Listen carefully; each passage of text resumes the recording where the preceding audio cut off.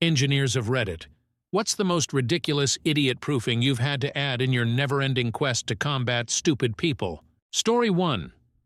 We once had to put a paragraph in the owner's manual of our binoculars saying, "Do not eat broken glass." Yes, you read that right. Somewhere, someone shattered their binoculars, looked at the shards and thought, "Snack time!" It made me wonder if they paired it with paint chips for a balanced meal. Honestly, it's hard to believe this stuff is real until you're forced to write it down in legalese. I imagine the manual also has, "Do not eat the rubber eyepiece," because at this point, why not? Story 2. I worked at a bakery where a customer actually ate the toothpick from a free sample. She then sued us because there wasn't a sign saying, "Remove the toothpick before eating." The kicker? I was the one who handed her the tray and watched her take it. I thought surely she's not gonna... Oh no, she is. For months after, no toothpicks were allowed, and we had to stop samples altogether because people would sift through them like gold miners for the biggest piece. Moral of the story? You can't trust people with free food or toothpicks. Story 3. As a chemical engineer, I never thought I'd have to say this, but please don't poop in the test room. Turns out someone thought the lab floor was a great place to drop a deuce. The cleanup wasn't the worst part. It was trying to explain to management why this needed to be added to the company's policies. Imagine having to type "defecating in the lab is prohibited" into the employee handbook. Honestly, you'd think this sort of thing would go without saying, but nope, people never fail to surprise. Story 4.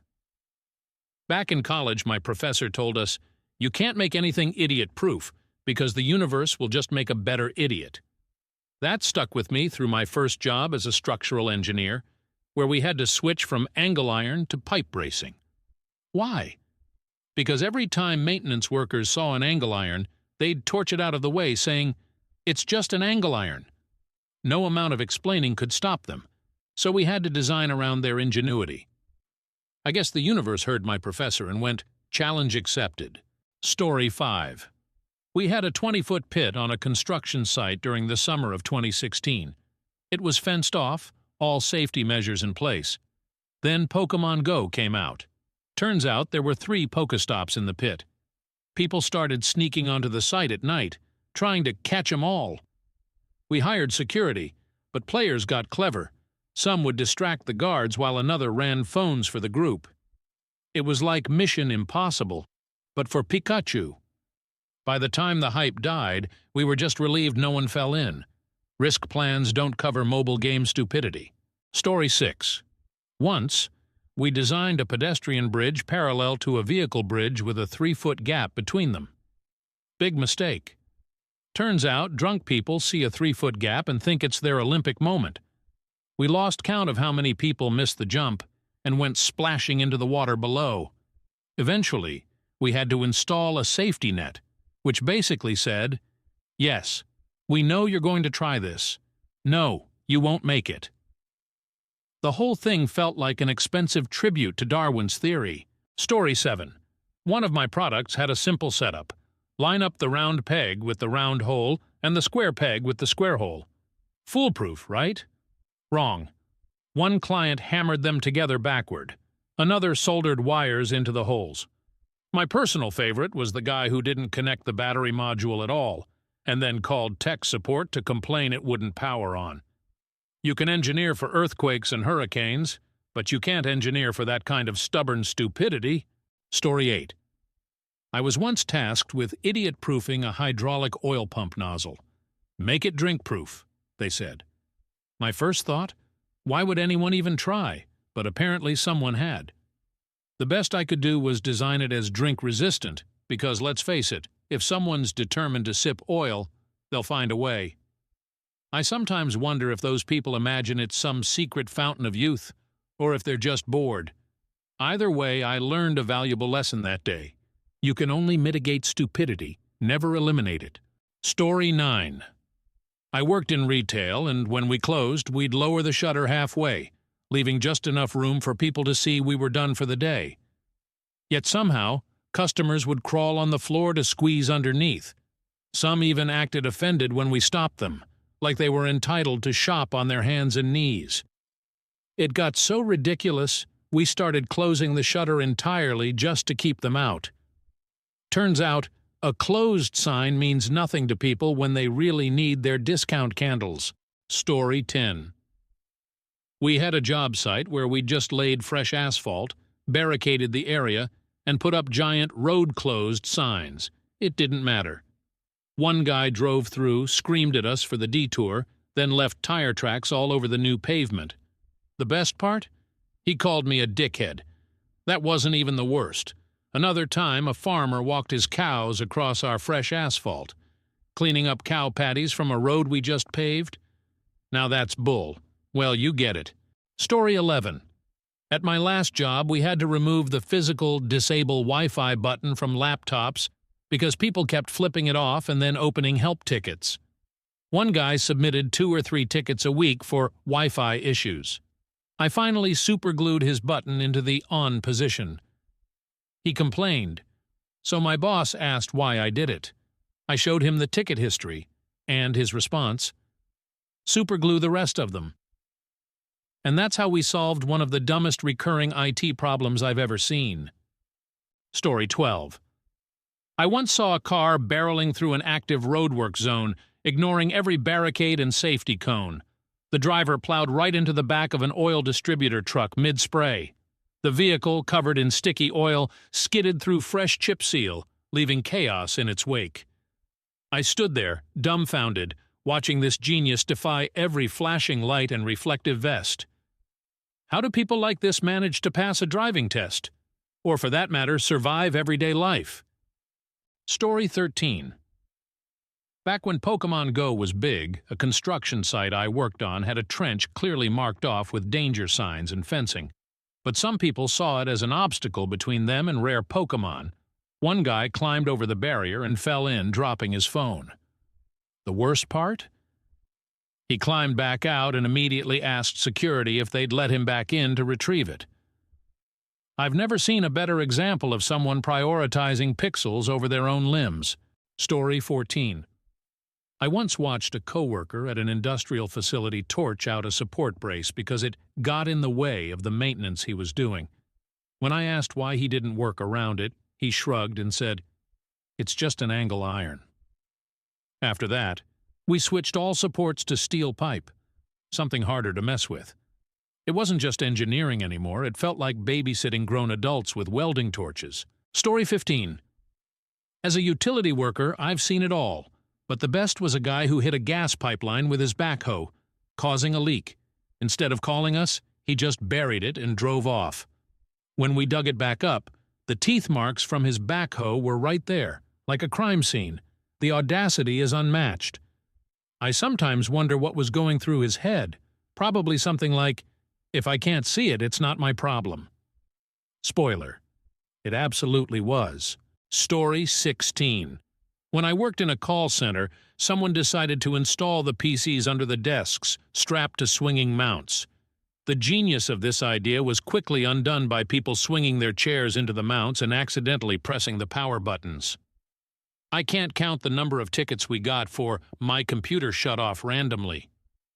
The solution? I taped bottle caps over the power buttons to block them. It worked so well that when we upgraded to new PCs, I made sure they were mounted behind the monitors, far out of reach of chair-swinging chaos. Story 17. As a structural engineer, I designed a handwheel for ship doors that was intentionally weak. Why? Because sailors can't resist spinning the wheel like a carnival game. If it were too strong, they'd destroy the entire door. We had to strike a balance, sturdy enough to seal, but flimsy enough to break before the rest of the mechanism. Designing around human nature is exhausting. It's like giving a toddler a crayon and expecting them not to draw on the walls. Story 18. We had to stop using angle braces at an industrial site because the maintenance crew kept torching them out of the way. One guy even bragged about it like it was a life hack. Just an angle iron. Doesn't matter. We switched to pipe bracing, which was more durable and harder to cut through. The lesson here? If you can't stop people from doing dumb things, you at least have to make it inconvenient. Story 19. I worked on a road construction crew, and we had a guy who drove through freshly laid asphalt, leaving tire tracks everywhere. He went around barricades, ignored the road-closed signs, and then screamed at us for wasting his time with a detour. I couldn't decide if I was more annoyed at his lack of reading comprehension or impressed by his commitment to being the worst. Either way, his tire tracks became a permanent part of our otherwise perfect work. Story 20. A customer kept returning one of our products because it wouldn't work. After inspecting it, we found he'd removed the battery, reversed the wires, and soldered them backward. When I emailed him with clear instructions, complete with pictures, he still messed it up once more. I eventually redesigned the product with a USB-C port to eliminate his tinkering. At this point, I wasn't just engineering for functionality. I was engineering for this one guy's specific flavor of incompetence. Story 21. We had to add a safety net between two bridges after drunk pedestrians kept trying to jump the 3-foot gap and failing miserably. You'd think a 20-foot drop into water would deter them, but nope. Apparently, the allure of a drunken dare outweighs basic survival instincts. The net wasn't cheap, but it was better than fishing people out of the river every weekend. I sometimes wonder if they imagined they'd stick the landing, arms raised in triumph. Spoiler: they didn't. Story 22. We once had a construction site with a 60-foot pit, fenced off and marked with warning signs. Then Pokemon Go happened. It turned out there were multiple Pokestops in the area, and people kept sneaking in to play. One night we caught a group using a diversion tactic. 4 people distracted security while another ran around catching Pokemon on their phones. We had to double the guards just to keep idiots from turning our pit into a mass grave. Nothing prepares you for dealing with video game-induced stupidity. Story 23. Back in my woodcrafting days, I designed a desk with simple instructions. One client, however, demanded impossible customizations: a cup holder where the armrest was supposed to be, a hidden keyboard tray that could only exist in a world without gravity, and a monitor stand floating mid-air. I finally made a simplified version and handed it to him. He said it was perfect, but spent the next week asking why it didn't pour him coffee. Some people just can't be helped. Story 24. At one site, we put up barricades, reflective signs, and even hired security to block people from entering an asphalt paving zone. It didn't matter. One guy not only drove through but hit the back of an oil distributor truck mid-spray. His car ended up covered in tar, and he had the audacity to yell at us for being in his way. I'd say he learned his lesson, but I doubt it. Some people just treat construction zones like suggestions. Story 25. We once had to put arrows on a product that could only fit together in one obvious way, like a square peg into a square hole. I thought it was overkill, but sure enough, people still found ways to mess it up. One customer even used a hammer to force 2 parts together incorrectly. After that, I stopped questioning the need for idiot-proofing. If there's a wrong way to do something, someone will find it, every time. Story 26. I worked for a utility company, and we went to extreme lengths to protect gas pipelines. The pipes were bright yellow, marked with natural gas in bold letters, and surrounded by warning tape buried just above them. There's even a free service people can call to locate the lines before digging. None of it mattered. At least once a week, someone would hit a pipeline, and the worst offenders were the ones who tried to cover it up. You'd dig down and find a gas leak with backhoe teeth marks all over it, like the world's dumbest crime scene. Story 27. I had to idiot-proof thermostats in an office building. No matter how many times we told staff not to mess with the settings, they'd crank it up and down all day, and then everyone complained about the temperature. I replaced the thermostat with a fake one, hooked up to nothing, and hid the real one in my office. Suddenly, the complaints stopped. They thought they were in control, but I was running the show. It's amazing how much peace you can buy with a placebo thermostat. Story 28. We had a ship handwheel design that needed to break before the door shaft if someone over-tightened it. Why? Because sailors love to spin those wheels like they're on The Price is Right. If we didn't design it to fail in a specific way, they'd destroy the whole mechanism. One guy complained, "Why make it so fragile?" I told him, "It's not fragile, it's idiot-resistant. There's a difference. You can't fight human nature, but you can at least channel it." Story 29. We once had to stop using toothpicks for free samples at a bakery after someone ate one and sued us. They didn't just bite into the sample. They bit into the whole thing, wood included. When we finally started offering samples again, we skipped the toothpicks, only to find people digging through the tray for the biggest piece with their bare hands. I started wondering if we needed gloves or a referee instead of trays. Free food turns people feral. Story 30. I was part of a crew that built a pedestrian bridge with a 3-foot gap from a vehicle bridge. At first we thought it was fine, until drunk people started trying to jump it like it was some kind of gladiator challenge. Most failed. Badly.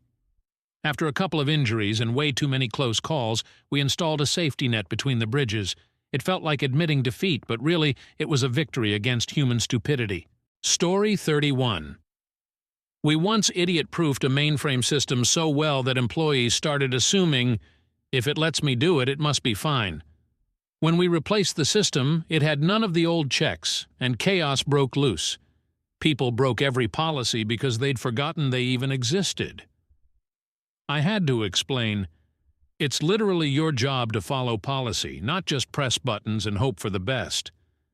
But they weren't interested in responsibility, only in blaming the machine. From Story 32. I had to add safety nets between balconies on a high-rise building because people kept dropping stuff over the edge while drunk. Phones, wallets, once even a microwave. No joke. The microwave incident happened during a party, and apparently someone decided to reenact Office Space on the 25th floor. The net caught everything, but I couldn't help wondering what their plan was if it hadn't. Sometimes it feels like my job isn't engineering structures, it's engineering for drunks. Story 33. We had a customer who kept reversing the wires in our product's battery packs, red to black, black to red, and then complained they didn't work. After sending detailed instructions and even diagrams, he still did it wrong. Eventually, I redesigned the product to use a USB-C charging port just to stop him from tinkering. When someone asks why we made that change, I just smile and say, "You don't want to know." Because honestly, they don't. Story 34. We had to hire security to keep people from sneaking onto a construction site for Pokemon Go. At first, it was just individuals, but then groups started distracting the guards so someone could run phones for all of them. I watched one guy climb a fence, fall into a trench, and immediately yell, "It's fine, I just need to catch this." I'm all for hobbies, but when a mobile game turns into a safety hazard, you have to wonder how humanity made it this far. Story 35. While paving a road, we had every barricade imaginable. Cones, reflective signs, even a big "road closed" barrier. None of that stopped one guy from plowing through, straight into wet cement. He had to get towed out, leaving deep tire ruts everywhere. As the crew fixed the damage, he yelled at us for blocking the road. To this day, I can't decide what's worse, the mess he made or the confidence he had while making it. Story 36. At one job site, we put up fences, signs, and even a 3-foot-high warning tape barrier to block off freshly poured asphalt. I thought it was foolproof until a farmer decided to walk his entire herd of cows across it. Not only did they leave hoof prints, but they decorated the asphalt with their business. The farmer's response? Didn't think it'd be a big deal. Cleaning up after that mess taught me 2 things. Never underestimate people's creativity, and cows don't care about road work. Story 37. I was an intern when I overheard my manager and another engineer discussing a product design. One said, "We need to make this hinge stronger because the guys will definitely use it as a hammer." The other nodded and added, "And they'll slam this door," so I added a stop. It blew my mind. They weren't just designing for functionality. They were designing for chaos. That's when I realized engineering isn't just about making things work. It's about making them survive humanity. Story 38. In the distribution of natural gas, we make pipelines impossible to miss. bright yellow labeled natural gas in giant letters, and buried with a warning tape layer above. Yet every week, someone digging without a permit hits a line. The worst are the ones who damage it with their equipment and just cover it up like nothing happened. We always find the backhoe marks, though. It's like an open invitation for Darwin Awards nominations. Story 39. We had a customer who thought their barcode scanning app should work on a secure cameraless device. When I explained that it needed a camera to scan, they asked, "But can't it still recognize the barcode?" I've learned that in software development, people assume apps are magic. If their phones could make coffee, they'd probably ask why it doesn't pour it into their cups for them. Some days I feel like a tech support wizard, without the wand. Story 40. I worked on a project where the specs included a line saying, "Workers will not drink the water that collects in the bottom of an excavation." My first thought was, who would even do that? But apparently some people saw muddy, stagnant puddles and thought, perfectly fine hydration.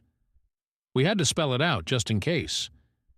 It made me wonder if next we'd need to add "don't eat the dirt" to cover all our bases. Story 41. While paving a chip seal road, a driver somehow ignored barricades, rollers, dump trucks, and flashing lights, and still managed to hit the back of our oil distributor truck mid-spray. His car was coated in oil, and he drove through the fresh chip layer, wrecking the entire site. I stood there thinking, how does someone like this even survive long enough to own a car? The cleanup took days, but I'll never forget his complete lack of awareness. Story 42. We designed a product where two parts could only fit together in one obvious way, like puzzle pieces for toddlers. Still, one customer managed to force them together backward using a hammer. Another drilled holes and used wires to connect them, and one guy didn't connect them at all, then complained it wouldn't work. After that, I stopped underestimating people's ability to create problems where none exist. It's like they're determined to win an Olympic medal in overcomplicating things. Story 43. We once idiot-proofed an AC system in an office by installing a fake thermostat. Employees kept fiddling with the original one, making the place too hot or cold. So we moved the real controls to another room and left a decoy. Suddenly, complaints dropped because people thought they were adjusting the temperature. Turns out sometimes the best engineering isn't about technology, it's about psychological warfare. Story 44. I worked in retail where closing time was a battle. We'd lower the shutter halfway, but that didn't stop determined shoppers. Some would duck under, army crawl their way inside, and then act annoyed when we told them we were closed. I had to physically block the entrance once, and someone asked, "Why don't you want my money?" At that point, I realized closing a store is less about locking doors and more about hurting very entitled cats. Story 45. My professor once said, "You can't make something 100% idiot-proof because the universe will just make a better idiot." I didn't fully understand until my first job when we switched to using pipe bracing instead of angle irons. Maintenance workers kept cutting out angle braces, calling them just in the way. We had to design supports so sturdy they couldn't be removed without major effort. The universe keeps proving that professor right, one weld at a time. Story 46. We had a 60-foot excavation site surrounded by fences and warning signs, and it was safe until Pokémon Go launched. Suddenly, people were climbing over barriers at night to catch Pokémon.